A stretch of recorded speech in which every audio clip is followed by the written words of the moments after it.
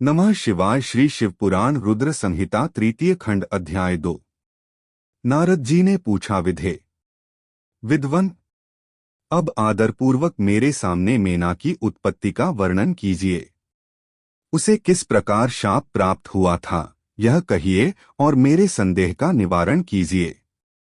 ब्रह्मा जी बोले, मुने, मैंने अपने दक्ष नामक जिस पुत्र की पहले चर्चा की है, उनके 60 कन्याएं हुई थीं, जो सृष्टि की उत्पत्ति में कारण बनी।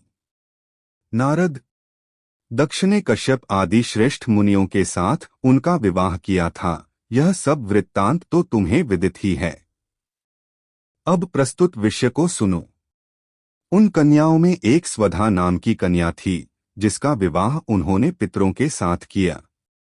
स्वधा की 3 पुत्रियां थीं, जो सौभाग्य, शालिनी तथा धर्म की मूर्ति थीं। उनमें से ज्येष्ठ पुत्री को नाम मैना था। मझली धन्या के नाम से प्रसिद्ध थी और सबसे छोटी कन्या का नाम कलावती था। ये सारी कन्याएं पितरों की मानसी पुत्रियां थीं, उनके मन से प्रकट हुई थीं।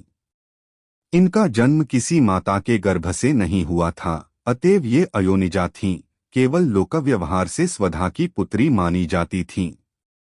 इनके सुंदर नामों का कीर्तन करके मनुष्य संपूर्ण अभीष्ट को प्राप्त कर लेता है। ये सदा संपूर्ण जगत की वंदनीय लोकमाताएं हैं और उत्तम अभ्युदय से सुशोभित रहती हैं। सबकी सब परम योगिनी, ज्ञाननिधि तथा तीनों लोकों में सर्वत्र जा सकने वाली हैं। मुनीश्वर, एक समय वे तीनों बहिनें भगवान विष्णु के निवास स्थान श्वेतद्वीप में उनका दर्शन करने के लिए गईं। भगवान विष्णु को प्रणाम और भक्तिपूर्वक उनकी स्तुति करके वे उन्हीं की आज्ञा से वहां ठहर गईं। उस समय वहां संतों का बड़ा भारी समाज एकत्र हुआ था। मुने, उसी अवसर पर मेरे पुत्र सनकादि सिद्धगण भी वहां गए और श्रीहरि की स्तुति वंदना करके उन्हीं की आज्ञा से वहां ठहर गए।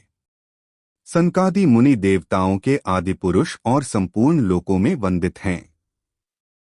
वे जब वहां आकर खड़े हुए, उस समय श्वेतद्वीप के सब लोग उन्हें देख प्रणाम करते हुए उठकर खड़े हो गए। परंतु ये तीनों बहिनें उन्हें देखकर भी वहां नहीं उठीं। इससे सनत कुमार ने उनको मर्यादा रक्षार्थ उन्हें स्वर्ग से दूर होकर नरस्त्री बनने का शाप दे दिया। फिर उनके प्रार्थना करने पर वे प्रसन्न हो गए और बोले। सनत कुमार ने कहा, पितरों की तीनों कन्याओं, तुम प्रसन्नचित्त होकर मेरी बात सुनो। यह तुम्हारे शोक का नाश करने वाली और सदा ही तुम्हें सुख देने वाली है। तुममें से जो ज्येष्ठ है, वह भगवान विष्णु की अंशभूत हिमालय गिरि की पली हो। उससे जो कन्या होगी, वह पार्वती के नाम से विख्यात होगी। पितरों की दूसरी प्रिय कन्या योगिनी धन्या राजा जनक की पली होगी।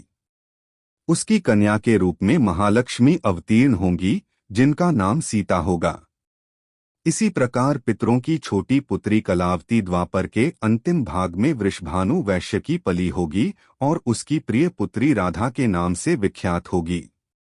योगिनी मेनका मेना पार्वती जी के वरदान से अपने पति के साथ उसी शरीर से कैलाश नामक परमपद को प्राप्त हो जाएगी। धन्या तथा उनके पति जनक कुल में उत्पन्न हुए जीवन मुक्त महायोगी राजा सिरध्वज लक्ष्मी स्वरूपा सीता के प्रभाव से वैकुंठ धाम में जाएंगे।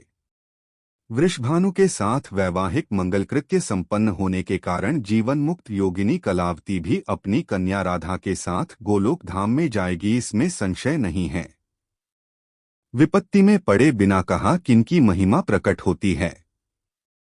उत्तम कर्म करने वाले पुण्यात्मा पुरुष को संकट जब टल जाता है, तब उन्हें दुर्लभ सुख की प्राप्ति होती है। अब तुम लोग प्रसन्नतापूर्वक मेरी दूसरी बात भी सुनो। सदा सुख देने वाली है। मेना की पुत्री जगदम्बा पार्वती देवी अत्यंत दुस्सह तप करके भगवान शिव की प्रिय पत्नी बनेंगी। धन्या की पुत्री सीता भगवान श्रीराम जी की पत्नी होंगी और लोकाचार का आश्रय ले श्रीराम के साथ विहार करेंगी। साक्षात गोलोक धाम में निवास करने वाली राधा ही कलावती की पुत्री होंगी। वे गुप्त स्नेह में बंधकर श्री कृष्ण की प्रियतमा बनेगी। ब्रह्मा जी कहते हैं, नारद, इस प्रकार शाप के ब्याज से दुर्लभ वरदान देकर सबके द्वारा प्रशंसित भगवान सनत कुमार मुनि भाइयों सहित वहीं अंतर्धान हो गए।